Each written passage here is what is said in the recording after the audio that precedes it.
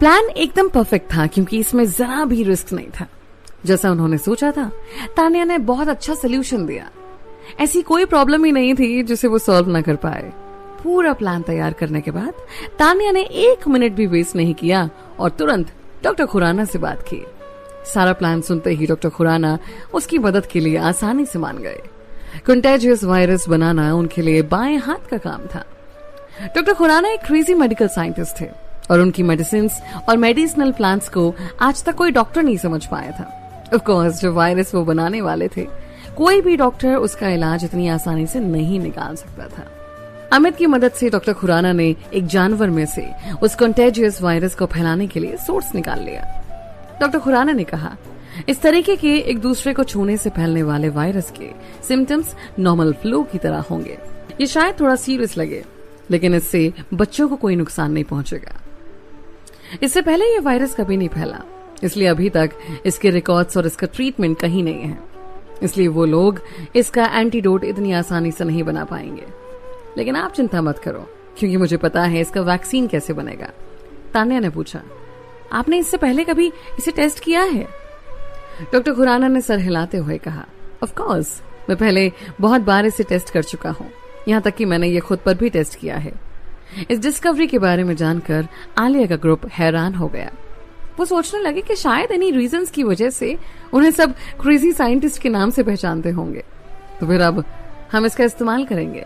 तान्या ने इतना कहकर अमित की तरफ देखा, क्या तुम ये रिस्क लेने के लिए तैयार हो? अमित समझ गया था कि वो क्या कहना चाहती है। वो उसे इस वायरस से इन्फेक्टेड करना चाहती थी। अमित ने बिना घबराए डॉक्टर खुराना को देखते हुए कहा, ऑफ कोर्स, मुझे डॉक्टर खुराना पर पूरा भरोसा है। डॉक्टर खुराना ने उसको जयंत से मेमोरी एक्सचेंज करने का इतना बड़ा काम किया था, तो ये वायरस तो बहुत ही छोटी सी बात थी, इसलिए वो रिस्क लेने के लिए तैयार था। और फिर जिस बॉडी में वो वायरस इंजेक्ट होने वाला था, वो बॉडी उसकी थी ही नहीं, इसलिए उसे इस रिस्क से कोई खतरा नहीं था। इस तरीके से अब तान्या का प्लान ऑफिशियली शुरू हो चुका था। जल्दी ही अमित पर उस वायरस का असर होने लगा। वो खांसने लगा और उसकी बॉडी का टेम्परेचर भी बढ़ता जा रहा था। बहुत से डॉक्टर उसका चेकअप करने के लिए आए और हर कोई यही कह रहा था कि इसे कंटेजियस वायरस हुआ है। उसे ये बीमारी उस अनाथाश्रम में बीमार बच्चे के कांटेक्ट में आने से हुई है। इस सिचुएशन को और अच्छे से हैंडल करने के लिए डॉक्टर्स को उस बच्चे को क्वारंटीन में रखकर ऑब्जर्व करने के लिए उसे अनाथाश्रम से बाहर लाना होगा। जब प्रमोद को यह बात पता चली तो वो हैरान हो गया। यहाँ कंटेजियस वायरस कैसे हो सकता है? यहाँ के किसी भी बच्चे में, यहाँ तक कि उस लड़के में भी इस वायरस का कोई सिम्टम नहीं था।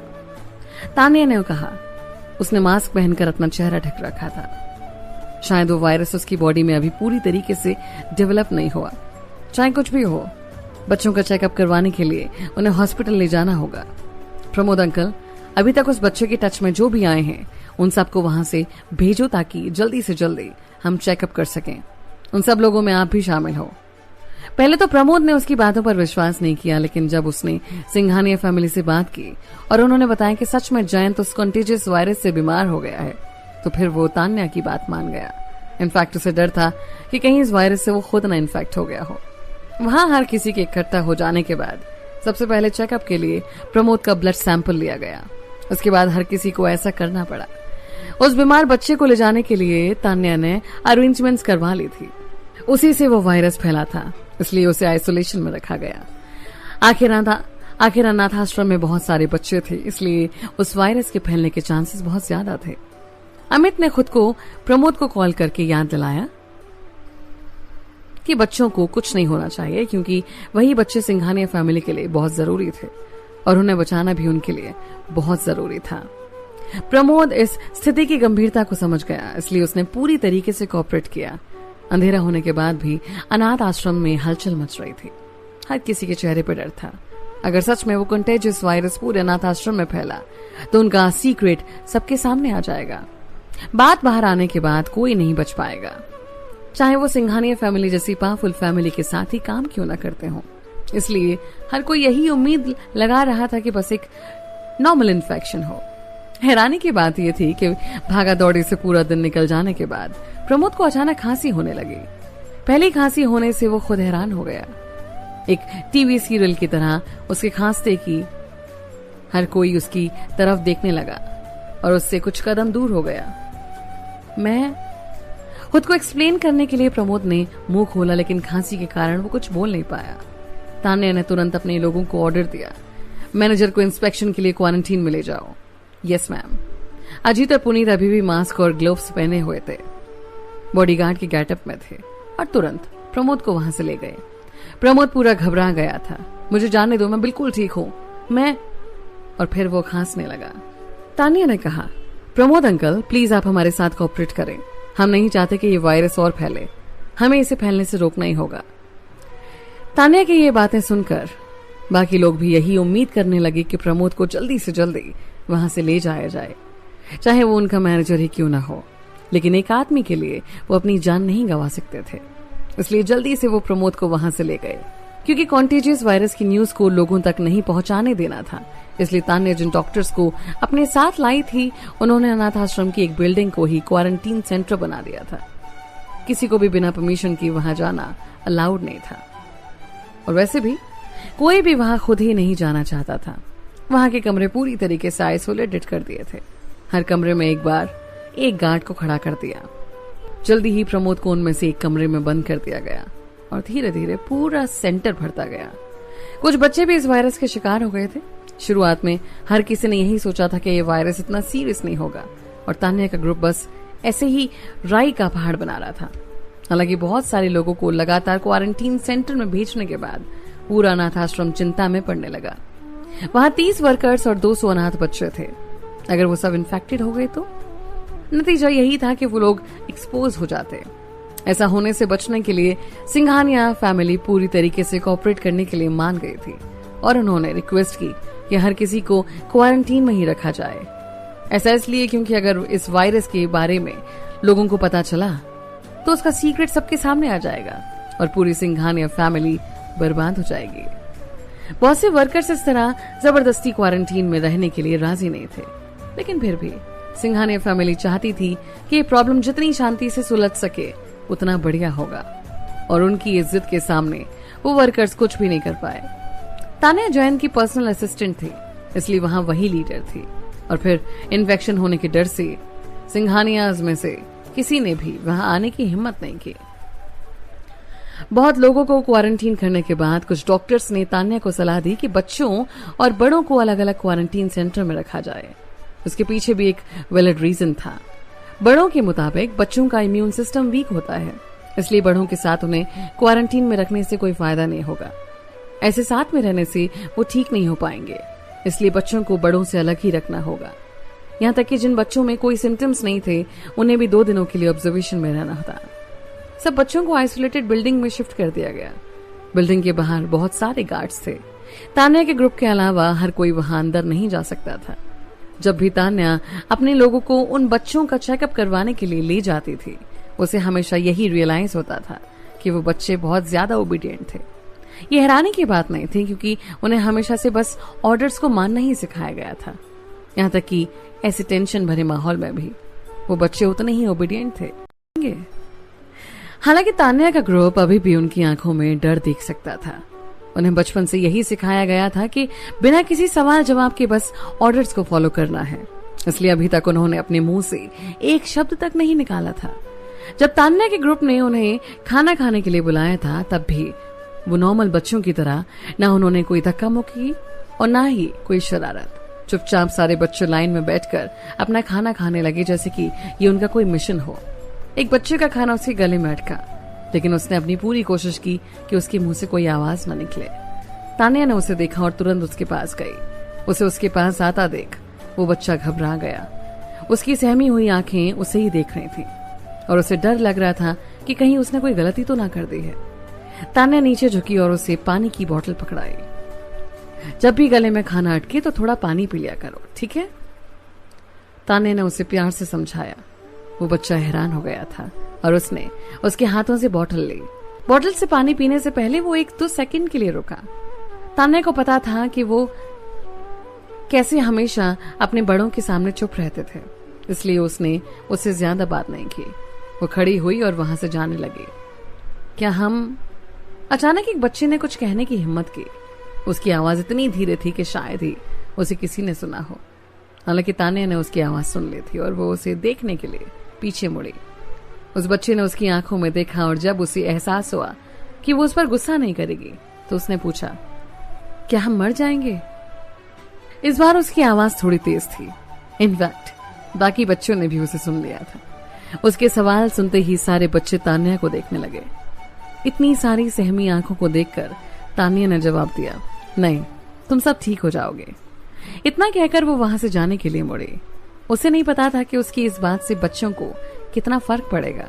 उसकी आवाज में इतनी नर्मता देखकर बच्चों को खुशी हुई और शायद उनकी जिंदगी में पहली बार उन्होंने इतनी नम्रता देखी होगी। उन्हें समझ ही नहीं आया कि वो कैसे रिएक्ट करे। वो बस तान्या को वहां से जाता देख घूरने लगे। सारा काम करने के बाद तान्या के ग्रुप ने राहत की सांस ली। उनका प्लान अच्छे से काम कर गया और कोई गलती भी नहीं हुई। अब आखिर कुछ लोगों से निपटने का समय आ गया था। तान्या रात के अंधेरे में खड़ी थी और उसकी नजरें सिर्फ क्वारंटीन सेंटर की तरफ थी। आलिया का ग्रुप जो उसके पीछे पीछे उसे फॉलो कर रहा था, उन्होंने एक्साइटेड होते हुए पूछा, तान्या, क्या अब हमारे मूव का समय आ गया है? हाँ चलो। तान्या ने फिर क्वारंटीन सेंटर की तरफ जाना शुरू किया। आलिया का ग्रुप भी उसके पीछे पीछे चलने लगा। उनके साथ डॉक्टर खुराना थे जो अपने साथ मेडिकल बैग लेकर आए थे। बॉडीगार्ड्स और डॉक्टर्स अनाथ आश्रम की तरफ जाने लगे जो कि अमित के कंट्रोल में थे। वो लोग जयंत के साथ बहुत वफादार थे। वो बिना कोई सवाल किए बस वही करेंगे जो अमित उन्हें कहेगा। इस ऑपरेशन के लिए अमित ने उन्हें तान्या के हाथों में सौंप दिया था, इसलिए तान्या का ग्रुप आसानी से क्वारंटीन सेंटर में अंदर जा पाया। प्रमोद की स्पेशल आइडेंटिटी की वजह से उसने बिल्डिंग का सबसे ऊपर वाला रूम पूरा खुद के लिए लिया था। उसने खुद के 2 पर्सनल डॉक्टर्स भी रखे थे जो हर वक्त उसकी तबीयत को मॉनिटर करते थे। उसे ये नहीं पता था कि पूरे क्वारंटीन सेंटर में वही बस अकेला वहां था। जाहिर सी बात थी, ये सारा अरेंजमेंट तान्या के प्लान को आगे बढ़ाने के लिए था। तान्या के लोग जल्दी ही टॉप फ्लोर पर पहुंच गए। 2 डॉक्टर जो उसकी कंडीशन को मॉनिटर कर रहे थे, उन्होंने तान्या को सारी रिपोर्ट बताई। मिस्टर प्रमोद के सिम्टम्स धीरे धीरे साफ दिखते जा रहे हैं। हमारी एनालिसिस के बाद हमें ये कंफर्म हो गया है कि ये सच में इन्फेक्टेड हैं। तान्या ने अपना सर हिलाया और कहा, जयंत से हमें ये न्यूज मिली है कि जो बच्चा इन्फेक्टेड था वो मर गया है और जयंत की भी तबीयत बिगड़ती जा रही है। ये सुनकर दोनों डॉक्टर्स के चेहरे उतर गए। तो फिर क्या इसका ये मतलब है कि जयंत और मिस्टर प्रमोद? हाँ, हमें कोई पॉजिटिव रिस्पॉन्स नहीं मिल रहा है। तो फिर अब हमें क्या करना चाहिए? दोनों डॉक्टर ने कहा, अगर ये बीमारी ऐसे ही फैलती रही तो ना जाने कितने लोगों की मौत हो जाएगी। मिस आहूजा, हमें हमारी मेडिकल टीम को बढ़ाना होगा। हम इस वायरस को अब और नहीं फैलने दे सकते, नहीं तो उसके नतीजे बहुत बुरे होंगे। उनमें से एक डॉक्टर ने कहा। उसकी एक सजेशन से दूसरा डॉक्टर भी सहमत था। इतनी छोटी मेडिकल टीम इस वायरस को फैलने से नहीं रोक पाएगी। उन्हें यह भी डर था कि कहीं इस चक्कर में खुद इन्फेक्ट न हो जाए वो। हालांकि सबसे ज्यादा डर तो उन्हें इस बात का था कि सिंघानिया फैमिली अपने अनाथाश्रम के सीक्रेट्स को बाहर आने से रोकने के लिए उन्हें इस जॉब से हटा देगी। जयंत अपने अरेंजमेंट्स खुद कर लेगा, लेकिन हाल फिलहाल अभी किसी को भी अनाथाश्रम से बाहर जाने की इजाजत नहीं थी। ऑफिशियली अभी यहाँ लॉकडाउन है। किसी को भी ये न्यूज बाहर पब्लिक में लीक करने की जरूरत नहीं है, नहीं तो तान्या ने अपनी धमकी पूरी नहीं की और इससे दोनों डॉक्टर्स हैरान हो गए। इससे पहले उन्होंने कभी ऐसी तीखी नजरों का सामना नहीं किया था। ऐसा लग रहा था कि वो सीधा उनकी सोल में अंदर झांक रही थी। हालांकि अगले ही सेकंड तान्या नॉर्मल हो गई। तुम दोनों इतनी देर तक काम करके थक गए होगे, जाओ जाकर आराम कर लो। अब से हम ही मैनेजर का ध्यान रखेंगे, इसलिए अब तुम दोनों बाकी लोगों का ध्यान रख सकते हो। Yes madam. वो दोनों डॉक्टर्स नॉर्मल डॉक्टर थे, इसलिए वो उसकी बातों को आसानी से मान गए। आखिर अगर इस अनाथाश्रम के मैनेजर को कुछ हुआ तो उन्हें पूरी तरीके से कोई जिम्मेदार नहीं ठहरा सकेगा। उन दोनों डॉक्टर्स के जाने के बाद तान्या ने अजीत और ऋषि को वहीं गेट पर खड़े रहने के लिए कहा और बाकी लोग अंदर कमरे में चले आए। प्रमोद बेड पर लेटा लगातार खांस रहा था। बुखार से उसका शरीर जल रहा था और ये तो ऑब्वियस था कि वो बिल्कुल भी कंफर्टेबल फील नहीं कर रहा था। जब उसने तान्या को अंदर आता देखा तो उसने तुरंत खांसते हुए ऑर्डर दिया, जल्दी से मुझे मेरी दवाई दो। अगर तुमने मेरी तबीयत ठीक नहीं करी तो मैं जयंत से कह के तुम्हें सजा दिलवाऊंगा। उसकी बातें सुनकर आलिया हंसने लगी। ऐसी कंडीशन में भी अभी भी आपने हमें धमकी देने की एनर्जी बची है। अब जब ये धमकी दे रहा है तो क्यों ना इसे हम मार दें? ताकि ये हमारी शिकायत भी न कर पाए। पुनीत ने ताना मारते हुए अपने मन की बात कह दी। प्रमोद को अब समझ आ रहा था कि धीरे धीरे उस कमरे का माहौल बदल रहा था और वो उन्हें हैरानी से आंखें बड़ी करके घूरने लगा। जो नजरें उन्हें वापस घूर रही थीं, उनमें बिल्कुल भी दया नहीं थी। प्रमोद ने घबराते हुए पूछा, तुम लोग क्या करने वाले हो? मैं तुम्हारा सीनियर हूं। तान्या ने कहा, पहले तो आपने ही हमें धमकी दी, हम तो बस खुद को बचा रहे हैं। प्रमोद ने तुरंत स्माइल करते हुए कहा, मैं तो बस मजाक कर रहा था, मैं तुम लोगों को धमकी क्यों दूंगा? फिर वो हंसने लगा और कहा, तेज बुखार शायद मेरे दिमाग में चढ़ गया होगा, मैंने गलती से कुछ कह दिया होगा और मैं उसके लिए माफी मांगता हूँ, इसलिए तुम प्लीज अब मुझे बचाने का कोई रास्ता निकालो। तान्या ने अपना मास्क हटाया और अपनी असली आइडेंटिटी रिवील करते हुए कहा, लेकिन हम आपके साथ मजाक बिल्कुल नहीं कर रहे। आली और बाकी लोगों ने भी अपने मास्क हटा लिए। प्रमोद घबराते हुए उठकर बैठा और उन्हें घूरने लगा। तुम लोग क्या कर रहे हो? मैं इस जगह का मैनेजर हूँ। जयंत भी मुझ पर हाथ उठाने की हिम्मत नहीं कर सकता। अगर तुम में से किसी ने भी मेरी इज्जत नहीं की तो जयंत तुम्हें। तान्या ने बीच में बोलते हुए कहा, मुझे बिल्कुल नहीं पता चलेगा। मुझसे प्रमोद किसी को नहीं पता चलेगा कि आज रात तुम्हारे साथ यहाँ क्या होगा।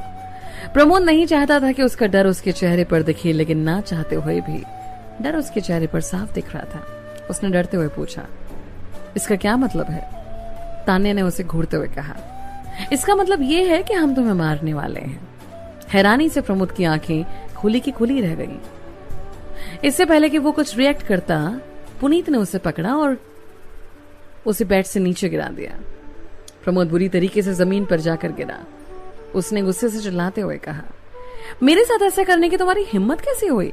सिक्योरिटी, इन्हें अभी के अभी गिरफ्तार कर लो। हालांकि उसके चिल्लाने के बावजूद भी कोई आगे नहीं आया। तान्या का ग्रुप वहां बिल्कुल शांत खड़ा था। प्रमोद जल्दबाजी में उठा और खिड़की की तरफ भागने लगा। इससे पहले कि वो खिड़की के पास पहुंचता, पुनीत ने उसे पीछे से खींच लिया। आलिया ने जोर से उसकी छाती पर लात मारी और वो वापस जमीन पर गिर गया। हेल्प, हेल्प, कोई मेरी मदद करो, ये लोग मेरा मर्डर कर रहे हैं, हेल्प! प्रमोद ने पूरी ताकत लगाते हुए चिल्लाया, लेकिन बुखार की वजह से उसकी आवाज दब रही थी। जितना ज्यादा वो चिल्ला रहा था, उसकी आवाज उतनी ही मोटी होती जा रही थी। चिल्ला लिया जितना चिल्लाना था। आलिया ने उसके पंजे पर जोर से अपना पैर मारा और इससे वो और खांसने लगा। ऐसा लग रहा था कि खांसते खांसते उसके लांग सब बाहर ही आ जाएंगे।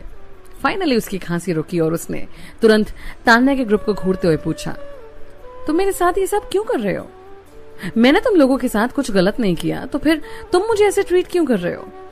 तान्या ने कहा, हाँ बिल्कुल, तुमने हमारे साथ कुछ गलत नहीं किया, लेकिन तुमने इंसानियत की बुनियाद को तोड़ा है, इसलिए भगवान की जगह हम यहाँ तुम्हें सजा देने आए हैं। फाइनली प्रमोद उनकी बातें समझ गया था। उसने पूछा, मैं जिस तरह अनाथ आश्रम को चलाता हूँ, क्या तुम ये सब उसी की वजह से कर रहे हो? तान्या ने ताना मारते हुए कहा, क्या तुम्हें सच में लगता है कि तुमने वो अनाथ आश्रम अच्छे से चलाया है? मैंने जो कुछ भी किया वो सब इसलिए क्योंकि मिसेस सिंघानिया ने मुझे ऑर्डर्स दिए थे।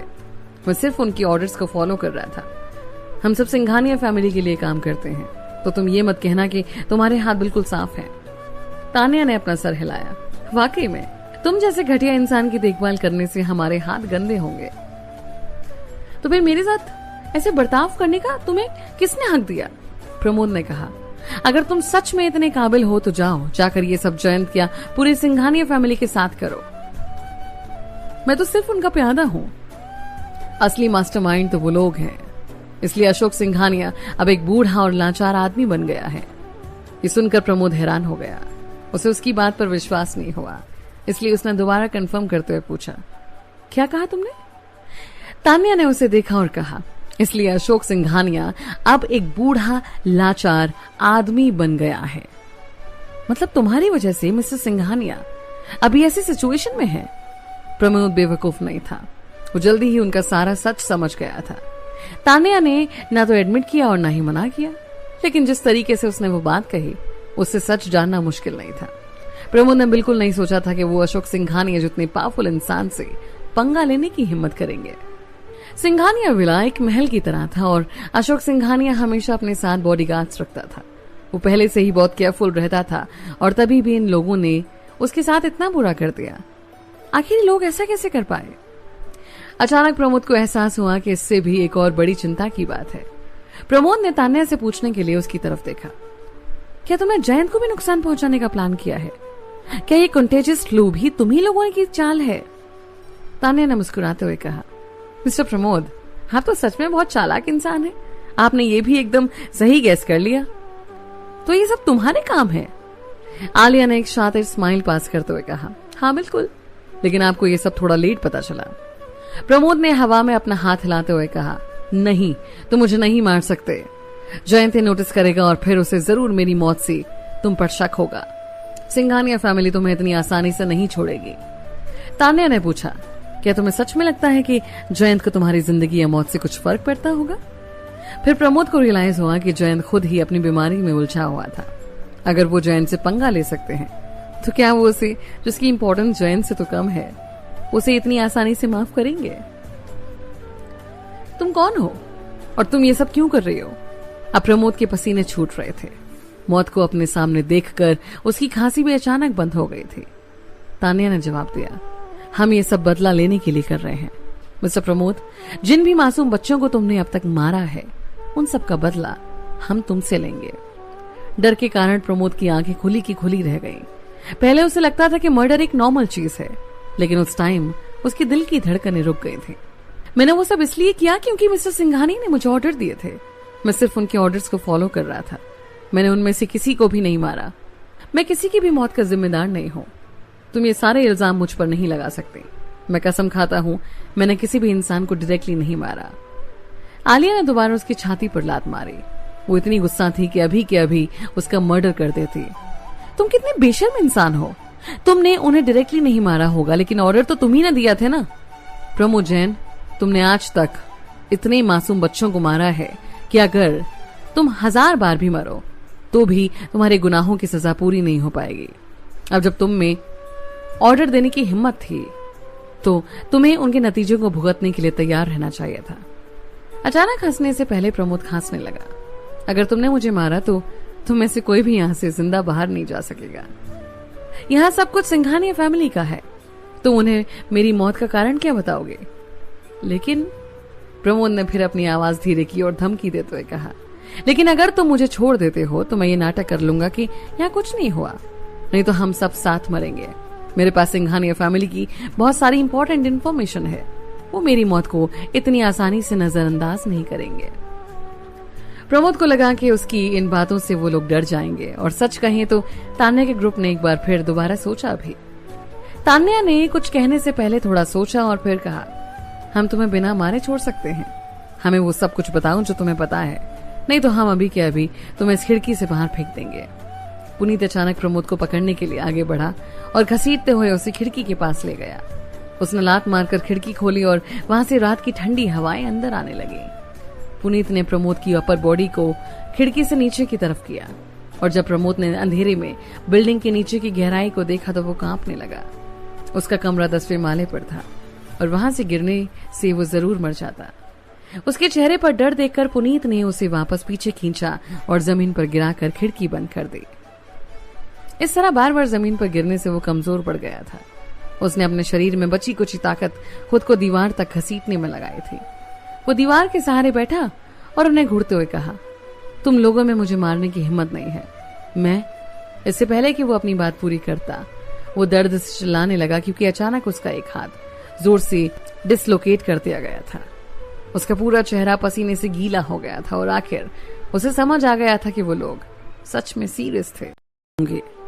अगर अभी भी तुमने कोऑपरेट करने से मना किया तो अगली बार तुम्हारा कान कटेगा। आलिया ने अपनी जेब से खंजर निकाला और उसकी नोक प्रमोद की जॉ लाइन पर रख दी। शायद ये लाइफ की आयरनी हो, लेकिन अक्सर जो इंसान दूसरों के सामने जितना हार्टलेस बनकर उनके साथ बुरा करता है, वो इंसान उतना ही डरपोक होता है। वो दूसरों की जिंदगियों को कचरे की तरह ट्रीट करते थे, लेकिन खुद की जिंदगी की वैल्यू उन्हें बहुत ज्यादा थी। जीने की खातिर वो कुछ भी वादा करने के लिए मान जाते। बिना ज्यादा सोचे समझे प्रमोद ने सर हिलाते हुए कहा, मैं तुम्हें सब कुछ बता दूंगा, लेकिन तुम्हें क्या जानना है? क्या तुम्हें अनाथ आश्रम के बारे में सब कुछ नहीं पता? तान्या ने अचानक पूछा, तुम हर बार बच्चों को उस जगह पर कैसे भेजते हो? एक बार के लिए तो प्रमोद हैरान हो गया। अचानक उसे एहसास हुआ कि उसने इस औरत को कितना अंडर एस्टिमेट किया था। एक छोटी सी भी डिटेल बिना जाने वो उसे नहीं छोड़ने वाली थी। वो हर एक बात पता लगा कर ही रखने वाले थे। बोलो। जैसे ही आलिया का खंजर उसकी गर्दन तक पहुंचा, प्रमोद का पूरा शरीर ठंडा पड़ गया। उसने घबराते हुए कहा, वो खुद बच्चों को यहाँ से ले जाने के लिए अपने लोगों को भेजते हैं। मैं सिर्फ उनके साथ जाने के लिए लोगों का अरेंजमेंट करवाता हूँ। और बस इतना ही? बस इतना ही। मेरी जिम्मेदारी सिर्फ बच्चों को जीनियस बनाना है, उसके आगे मेरा कोई काम नहीं है। तान्या ने अपना सर हिलाया और पूछा, 1 साल में कितने बच्चे मर जाते हैं? प्रमोद ने सच सच बताते हुए कहा, सिर्फ कुछ ही, ज्यादा नहीं मरते। तान्या ने अपनी आईब्रोज ऊंची करते हुए पूछा, कुछ मतलब कितने? प्रमोद ने 2 सेकंड तक सोचा और फिर जवाब दिया, सिर्फ 1 या 2 बच्चे ही हर साल मरते हैं। अचानक तान्या ने ऑर्डर देते हुए कहा, लगता है अभी तक तुम्हें समझ नहीं आया, इसका एक कान काट दो। जैसे ही आलिया ने खंजर कसकर पकड़ा, प्रमोद ने सच उगल दिया, 4 या 5, उससे ज्यादा नहीं हो सकते, क्योंकि फिर पकड़े जाने का डर रहता है और हम वो रिस्क नहीं ले सकते। तान्या ने चिल्लाते हुए कहा, 4-5 बच्चे तुम्हें कम लगते हैं? उमंग अनाथ आश्रम पिछले कई दशकों से काम कर रहा है। अगर हर साल 4-5 बच्चे भी मरते होंगे तो अब तक टोटल कितनी मौतें हो चुकी होंगी? और फिर ये तो जाहिर सी बात है कि प्रमोद ने कम से कम नंबर बता रहा था, असली नंबर तो इससे कई ज्यादा होगा। इन सब बातों से ये तो पता लग गया था कि अनाथ आश्रम में काम करने वाला कोई भी जना इंसान तो बिल्कुल नहीं था। आलिया ने कहा, तान्या, इस आदमी के साथ अपना समय बर्बाद करना बंद करो और इसे मार दो। इतने सारे मासूम बच्चों की मौत के बारे में सोचकर आलिया उसके दिल में ये खंजर घुसाने का अब और इंतजार नहीं कर पा रही थी। प्रमोद ने कहा, मैं तुम लोगों के साथ कोऑपरेट कर रहा हूँ और तुमने मुझसे वादा किया है कि तुम मुझे छोड़ दोगे। तान्या ने कहा, हमने कहा था कि हम तुम्हें मारेंगे नहीं, इसका मतलब ये नहीं कि हम तुम्हारे साथ कुछ नहीं करेंगे। प्रमोद से घूरने लगा, तुम क्या प्लान कर रही हो? तान्या ने कोई जवाब नहीं दिया और डॉक्टर खुराना की तरफ अपना हाथ बढ़ाया। डॉक्टर खुराना ने अपने मेडिसिन बैग से एक इंजेक्शन निकाला। ड्रग्स। ये ड्रग्स इसके अंदर इंजेक्ट करने से ये अपनी पूरी जिंदगी में न कभी बोल पाएगा और न ही हिल पाएगा, बल्कि एक जिंदा लाश की तरह बन जाएगा। प्रमोद का चेहरा बिल्कुल पीला पड़ गया था। फिर उसने तान्या को हाथ में इंजेक्शन लेकर अपनी तरफ आते हुए देखा। नहीं तो मेरे साथ ऐसा नहीं कर सकती, प्लीज मेरी मदद करो, हेल्प। फिर प्रमोद का मुंह पुनीत ने बंद कर दिया और आलिया ने उसे हिलने से रोकने के लिए उसके हाथ और पैर पकड़ लिए। प्रमोद ने अपनी पूरी ताकत लगाई, लेकिन उससे कुछ फायदा नहीं हुआ। अनाथ आश्रम का एक मैनेजर उन दोनों प्रोफेशनल सोल्जर्स के सामने कुछ नहीं था। तान्या उसके पास जाकर रुकी और नीचे बैठी। उसने धीरे से कहा, नॉर्मली मैं खुद तुम जैसे घटिया इंसानों से निपटने में शामिल नहीं होती, क्योंकि वो सिर्फ मेरे समय को बर्बाद करता है। इसलिए तुम खुद को लकी समझो कि मैंने तुमसे निपटने के लिए खुद अपने हाथ गंदे किए हैं। तुम्हारा गुनाह इतना बड़ा था कि मैं खुद को रोक नहीं पाई। याद रखना, कर्मा हमेशा सब कुछ देखता है। अपनी बात खत्म करने के बाद तान्या ने उसके हाथ में इंजेक्शन घुसा दिया। प्रमोद की आंखें खुली की खुली रह गईं और उसकी आंखों में डर साफ दिख रहा था। हालांकि तान्या ने उसकी ऐसी हालत पर बिल्कुल दया नहीं दिखाई। वो उसे घूरने लगी और धीरे धीरे वो ड्रग उसके शरीर में इंजेक्ट कर दिया। ये कुछ सेकंड प्रमोद के लिए सबसे बुरे और दर्दनाक सेकंड्स थे। उसकी आंखों में डर बढ़ता ही जा रहा था। उसके मसल्स लोहे की तरह जाम हो गए थे और उसके दिल ने भी काम करना ऑलमोस्ट बंद कर दिया था।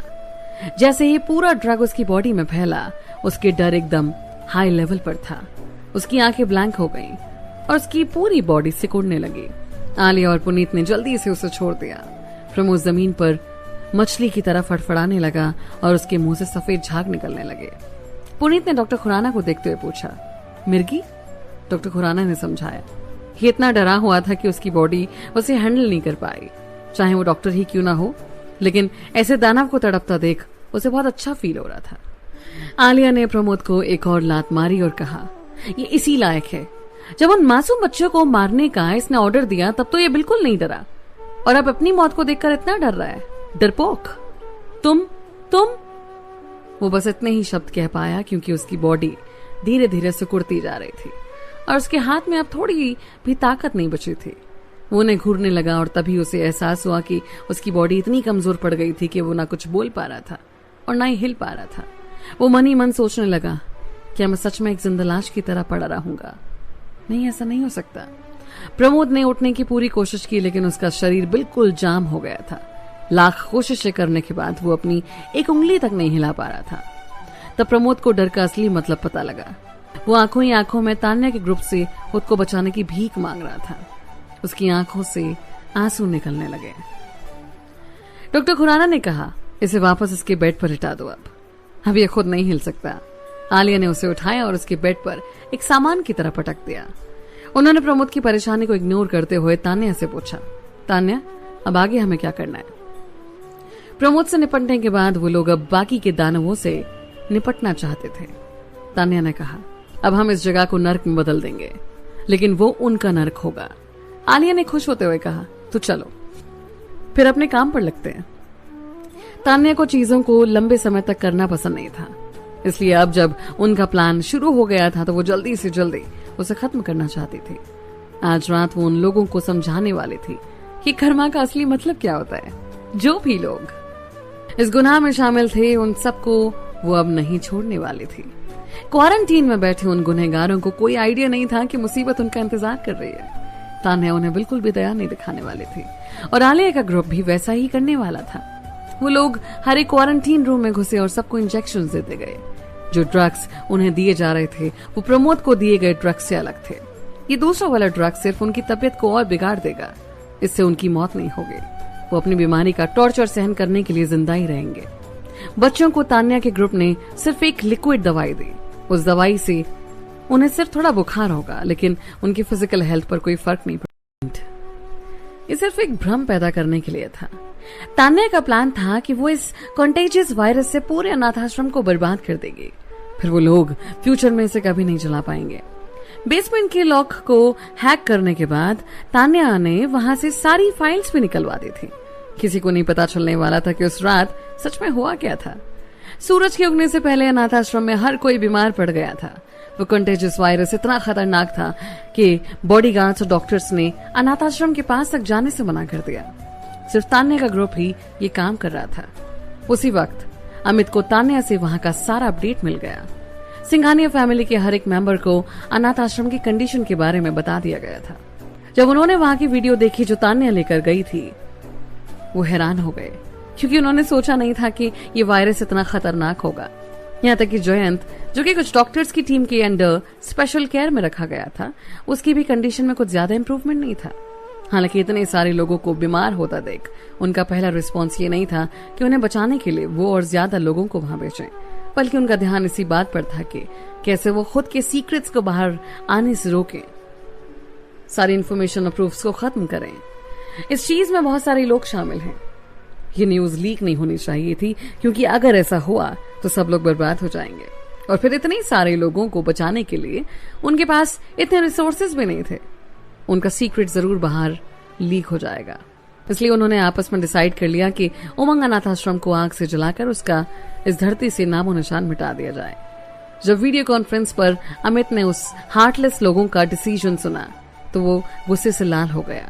ये सिंघानिया फैमिली थी, किसी में भी दिल नहीं था, और वैसे भी अगर वो इतने हार्टलेस नहीं होते तो अशोक सिंघानिया उन्हें अपने साथ क्यों रखता।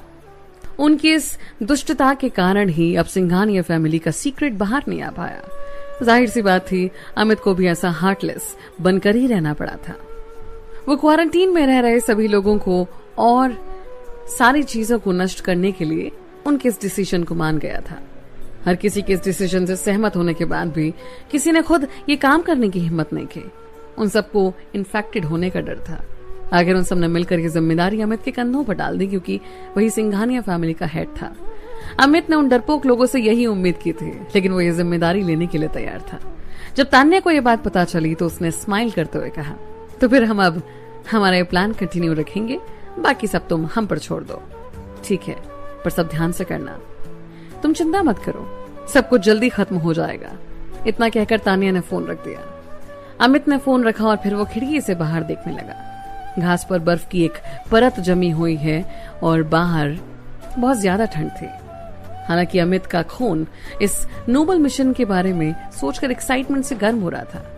जो डॉक्टर्स और बॉडीगार्ड्स इन्फेक्ट नहीं हुए थे, उन सबको वहां से भेज दिया गया था। बच्चों को भी चोरी छुपे उस जगह से निकालकर दूसरी जगह भेज दिया गया था। फिर पूरे अनाथाश्रम पर पेट्रोल छिड़क दिया तान्या के ग्रुप के हर एक मेंबर के हाथ में लाइटर था। उन्होंने बिल्डिंग की तरफ देखा और फिर तान्या ने कहा, तो चलो शुरू करते हैं। इतना कहकर तान्या ने अपना लाइटर जलाया और बिल्डिंग की तरफ फेंक दिया। फिर हर किसी ने उसके पीछे पीछे ऐसा ही किया। तुरंत बिल्डिंग में आग लग गई थी। उन आग की लपटों में सारी चीजें जलकर राख हो गई थी। तान्या का ग्रुप उस जलते अनाथ आश्रम के सामने खड़ा था। आसमान में उड़ती आग की लपटें उनकी आंखों में दिख रही थी। हर किसी का मूड उनके सामने जल रही आग की जितना ही गर्म था, क्योंकि इस आग से अनाथाश्रम और सिंघानिया फैमिली दोनों का एंड हो गया था। हाँ, ये सिंघानिया फैमिली का भी एंड होने वाला था। उन्होंने सोचा कि अनाथाश्रम जलने से उनके सारे सीक्रेट्स सब जाएंगे, लेकिन ये तो सिर्फ उस आग की शुरुआत थी जो नर्क में उनका इंतजार कर रही थी। अमित उनके सारे राज दबाने का ये ऑर्डर फॉलो नहीं करने वाला था। इनफैक्ट वो इस आग को उनके सीक्रेट्स को एक्सपोज करने में इस्तेमाल करने वाला था। अगले दिन आश्रम में लगी आग फ्रांस की हेडलाइंस बन गई थी। बहुत सारे पुलिस वाले, फायर फाइटर्स और रिपोर्टर्स भी उस जली हुई जगह को देखने वहां पहुंच गए थे। जैसे जैसे दिन गुजरता गया वैसे वैसे हर किसी के कानों तक ये खबर पहुंचती गई। हर कोई खबरों को ध्यान से पढ़ रहा था और तुरंत प्रेसिडेंट सिंघानिया फैमिली से जुड़े हर एक इंसान को गिरफ्तार करने के काम में लग गया। उसके पास उन सभी नामों की लिस्ट थी जिन्होंने अब तक सिंघानिया फैमिली के साथ काम किया था। प्रेसिडेंट के ऑर्डर मिलते ही पुलिस उन लोगों को ढूंढने में लग गई और उन्हें भागने का कोई मौका नहीं दिया। यहाँ तक कि सैटेलाइट लॉन्चिंग बेस में भी बहुत सारे ऑफिसर्स चले गए थे। उस जगह को सील कर दिया गया और सबको गिरफ्तार कर लिया गया। पहले नोटिस पर ही तान्या और उसका पूरा ग्रुप उस जगह पर पहुंच गया था। तान्या को लगा कि उस बेस पर वो उसकी मॉम को ढूंढ लेगी और अरविंद ने भी ऐसा ही सोचा था। हालांकि सबको गिरफ्तार करने के बाद भी वो उनके पेरेंट्स को वहां नहीं ढूंढ पाए। उन्होंने सैटेलाइट लॉन्चिंग बेस को पूरा पलट कर रख दिया था, लेकिन वो कहीं नहीं दिखे। तान्या परेशान हो गई थी, वो लोग यहाँ क्यों नहीं है। उसने सोचा कि उनके पेरेंट्स जरूर यहीं होंगे, क्योंकि सारे जीनियस लोग यहीं काम करने के लिए भेजे जाते थे। उसने वहां एक अजीब चीज नोटिस की। उसे बेस में कोई एक्स्ट्रा जीनियस जवान बच्चे नहीं दिखे। ये काफी अजीब बात थी, क्योंकि अनाथ आश्रम हर साल काबिल बच्चों को यहाँ भेजता था। लॉजिकली देखा जाए तो वहां हर एज ग्रुप के लोग होने चाहिए थे और उनकी उम्र में भी ज्यादा कुछ फर्क नहीं होना चाहिए था। लेकिन उन्हें रियलाइज हुआ कि वहां 20 से 30 साल तक के लोग थे ही नहीं। वो पूरी जनरेशन ही कहीं गायब सी लग रहे थे। वो लोग ही उनकी रिसर्च के सबसे इंपॉर्टेंट लोग होने चाहिए थे, क्योंकि इसी एज ग्रुप के लोगों में गर्म खून होता है और वो चीजें आसानी से सीख जाते हैं। इसलिए वो लोग आखिर थे कहाँ? आदित्य ने धीरे से उसे कहा, यहाँ के मैनेजर को बुलाओ और पता लगाओ। इस जगह के कुछ भी सीक्रेट जरूर होंगे। तान्या ने अपना सिर हिलाया और जल्दी से पुलिस को उन्हें उस मैनेजर से मिलवाने को कहा जिसे उन्हें गिरफ्तार कर लिया था। मैनेजर का नाम मोहित सिंघानिया था। वो अशोक सिंघानिया का कजिन था। उसने नहीं सोचा था कि इस तरह अचानक उसके बेस पर पुलिस छापा मार लेगी और तान्या और बाकी लोग वहां उससे मिलने पहुंचे। उस वक्त मोहित इस ऑपरेशन के कमांडिंग ऑफिसर पर चिल्ला रहा था, यहाँ की फैसिलिटी में कोई गड़बड़ नहीं है और ये एक प्राइवेट प्रॉपर्टी है, इसलिए तुम लोगों को यहाँ पर सबको गिरफ्तार करने का कोई हक नहीं बनता। मैं तुम्हें बता रहा हूँ, हमारी सिंघानिया फैमिली से तुम पंगा नहीं ले सकते। अगर तुमने अभी के अभी हमें नहीं छोड़ा तो तुम इसकी कॉन्सिक्वेंसेस नहीं झेल पाओगे। तान्या ने पीछे से कहा, मैं ये देखना चाहती हूँ कि मरती हुई सिंघानिया फैमिली हमारे साथ क्या कर सकती है। मोहित सिंघानिया उसे देखने के लिए पीछे मुड़ा और उसका चेहरा उतर गया। क्या कहा तुमने? मैंने कहा सिंघानिया फैमिली मर गई है। इम्पॉसिबल। मोहित को उसकी बात पर विश्वास नहीं हुआ। उसे अच्छे से पता था कि सिंघानिया फैमिली कितनी ज्यादा पावरफुल थी। सिंघानिया फैमिली ने अपना इतना नाम और इन्फ्लुएंस बनाने में बहुत साल लगाए थे। इस तरह रातों रात वो बर्बाद नहीं हो सकते थे। अगर वो बर्बाद हुए तो उससे पूरे देश पर असर पड़ेगा। और फिर इससे पहले उन्होंने आज तक कभी ऐसी धमकियों का सामना नहीं किया था, इसलिए ऐसे सब अचानक तो हो नहीं सकता था। तान्या ने कहा, इम्पॉसिबल। तो तुम सब लोग इस तरह गिरफ्तार क्यों हो? सिंघानिया फैमिली के सारे लोग कस्टडी में हैं और पुलिस को तुम्हारे सारे गुनाहों का सबूत भी मिल चुके हैं। इसलिए तुम इतना चिल्लाकर अपनी एनर्जी वेस्ट मत करो, क्योंकि अब तुम में से कोई भी नहीं बच पाएगा। मोहित का चेहरा तुरंत पीला पड़ गया। उसे उसकी बातों पर विश्वास ही नहीं हो रहा था। ये न्यूज बिना मौसम के बिजली कड़कने जैसी थी।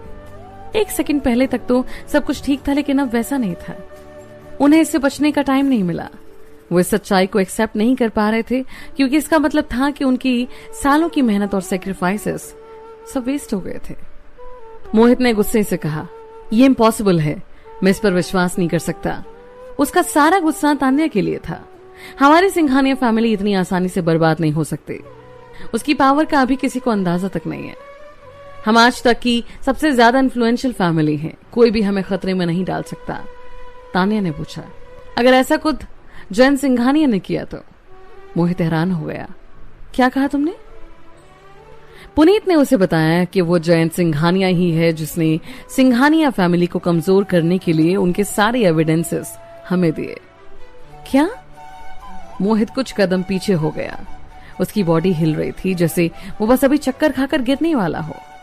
हमारे सीक्रेट्स को एक्सपोज करने वाला जयंत ही है। अब तो सच में सब खत्म हो गया। वो गद्दार, मोहित ने चिल्लाते हुए कहा। वो चाहता था कि अभी के अभी जयंत उसकी नजरों के सामने आ जाए ताकि वो उसका मर्डर कर सके। बाकी सब लोग भी उतने ही गुस्से में थे। जयंत ने हमारी सारी सच्चाई सबको बता दी है। वो गद्दार इंसान, उसने सब कुछ बर्बाद कर दिया है। वो हमारी इतनी सालों की मेहनत इन आउटसाइडर्स को कैसे बर्बाद करने दे सकता है? आखिर उसके दिमाग में चल क्या रहा है? उस जयंत सिंघानिया को तो मैं छोड़ूंगा नहीं। वहां हर कोई गुस्से में था। ऐसा लग रहा था कि जयंत ने उनके घर वालों का मर्डर कर दिया हो। ऑनेस्टली तान्या का ग्रुप थोड़ा हैरान था। उन्होंने नहीं सोचा था कि ये सब लोग एक दुश्मन के खिलाफ इतने यूनाइटेड हो जाएंगे। हालांकि उनके गुस्से में एक पागलपन था। आदित्य ने अचानक तान्या को अपनी तरफ खींचा। उसे डर था कि कहीं ये लोग गुस्से में आकर उसे कुछ कर ना दें। वहां खड़े सोल्जर्स और पुलिस भी अलर्ट हो गई। अगर किसी ने वहां दंगे करने की हिम्मत की तो वो उसी वक्त उन पर गोली चला देंगे। अचानक तान्या ने कहा, जयंत ने जो किया वो किया क्योंकि जो तुम लोगों ने गुनाह किया है वो उन्हें अब टॉलरेट नहीं कर सकता था। अगर तुम लोगों को खुद ही पता था कि तुमने कितनी बुरी और दर्दनाक काम किए हैं। मोहित उसे घूरते हुए हंसने लगा। हम गुनहगार क्यों हैं? नहीं, हम जो कुछ भी हैं वो इस दुनिया ने ही हमें बनाया है। एक बार जो जीता, फाइनल विनर वही होता है। इतिहास में इतने राजा रानी हो सकते थे, लेकिन अब हम राज करें तो हम गुनहगार हो गए। पावर्स किसके पास हैं? इन सब चीजों पर राज कौन करेगा? ये दुनिया सिंघानिया फैमिली के हाथों में ही है। इसलिए अगर हम एक कदम भी लड़खड़ा गए तो तुम सोच भी नहीं सकते कि क्या हो जाएगा। ये बात तो शुरू से ही हमारी किस्मत में लिख दी गई थी कि सब कुछ हमारा होगा और तुम सब लोगों को मरना होगा। एक पागल आदमी की तरह मोहित ने हंसना शुरू कर दिया। उसकी इन सब बातों से सबके रोंगटे खड़े हो गए थे। जल्दी ही तुम्हें पता चल जाएगा कि तुमने कितना बेवकूफी भरा काम किया है। तुमने सब कुछ बर्बाद कर दिया। दुनिया खत्म होने वाली है। ऐसा लग रहा था कि वहां उसके हंसने का इन्फेक्शन फैल गया हो, क्योंकि हर कोई उसके पीछे पीछे हंसने लगा। ऐसा लग रहा था कि उन्होंने कोई जीत हासिल कर ली है, क्योंकि वो बिल्कुल भी डरे हुए नहीं थे। तान्या ने मोहित को देखा और उससे पूछा, तुम्हारे कहने का क्या मतलब है कि हमने सब कुछ बर्बाद कर दिया है? मोहित एक राक्षस की तरह हंसने लगा। तुम्हें जल्दी समझ आ जाएगा। हमारे खिलाफ जाने के नतीजे तुम्हें भुगतने पड़ेंगे और ये ऐसे कॉन्सिक्वेंसेज होंगे जो तुम बिल्कुल नहीं संभाल पाओगे। हाँ बिल्कुल, ये कॉन्सिक्वेंसेज ऐसे बिल्कुल नहीं होंगे जिसे तुम आराम से हैंडल कर सको। इसलिए पछतावे के लिए तैयार हो जाओ। जल्दी ही पूरी दुनिया का पता चल जाएगा कि हम कितने पावरफुल हैं और खुद को बचाने की खातिर वो तुम लोगों का मर्डर कर देगा। तुम बस मौत का इंतजार करो। वो सब लोग ये सब कहकर तान्या के ग्रुप को घूरने लगे।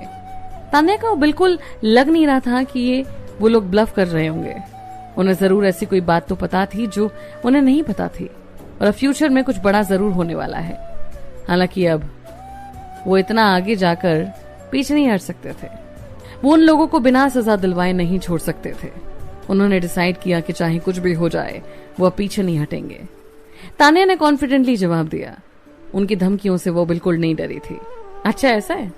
तो मैं भी ये देखना चाहती हूँ कि ये कौन इतना कैपेबल है जो पूरी दुनिया को खतरे में डाल सकता है।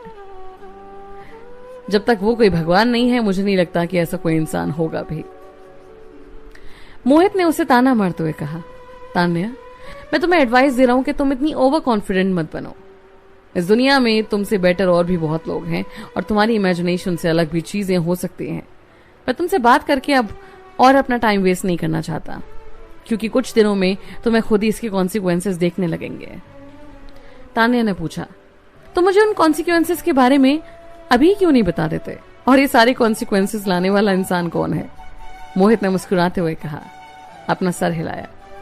मैं वो सब नहीं बता सकता, उसका प्लान हम जैसे लोग रिवील नहीं कर सकते। जब तक वो खुद चाहेगा तभी तुम्हें उसके बारे में पता चलेगा। तो फिर वो है कहाँ? क्या तुम्हें लगता है कि हम तुम्हें ये बताएंगे?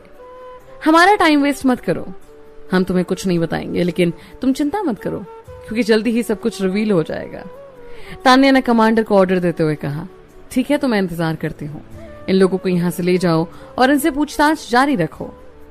यस, कमांडर को इस सिचुएशन की गहराई समझ आ गई थी। उन्हें गिरफ्तार करने के बाद उसने तुरंत प्रेसिडेंट को सारी रिपोर्ट दी। उस लॉन्च बेस को पूरा सील कर दिया जाए। उस जगह की छानबीन करने के लिए वहां एक्सपर्ट्स लगा दिए गए थे। अरविंद ने पूरे ग्रुप से पूछा, क्या तुम में से किसी को लगता है कि वाकई में सीरियस है? क्या ये दुनिया सच में खत्म हो रही है? तान्या ने जवाब दिया, वो शायद सच कह रहा है, लेकिन मुझे नहीं लगता कि दुनिया खत्म होने वाली है, चाहे वो इंसान कितना ही पावरफुल क्यों ना हो। दुनिया इतनी आसानी से खत्म नहीं हो सकती। लेकिन वो लोग बहुत कॉन्फिडेंट लग रहे हैं, लेकिन फिर भी उसका ये मतलब नहीं है कि हम हेल्पलेस हैं। अगर वो दुनिया को खतरे में डालेगा तो फिर वो पूरी दुनिया को अपना दुश्मन बना लेगा। तान्या ने कहा। उसकी स्पिरिट अब वापस जाग रही थी। ऐसा देखकर अरविंद थोड़ा रिलैक्स हो गया। उसने स्माइल करते हुए कहा, तुम सही कह रही हो, हम पूरे तरीके से हेल्पलेस नहीं हुए हैं। मैं ये मान नहीं सकता कि पूरी दुनिया के साथ एकजुट होकर हमें खतरे को नहीं हटा सकते। पुनीत ने एक्साइटेड होते हुए कहा, लेकिन मैं जानना चाहता हूं कि आखिर ये इंसान है कौन जो पूरी दुनिया को खतरे में डाल सकता है? मैं इस इंसान से मिलना चाहता हूं। आलिया ने तुरंत उसे डांटते हुए कहा, तुम्हें क्या बकवास किए जा रहे हो? हम इसके लिए बिल्कुल तैयार नहीं हैं। अभी उससे मिलना अपनी मौत को बुलाने के बराबर होगा। क्या तुम थोड़ा सोच समझ कर बात नहीं कर सकते?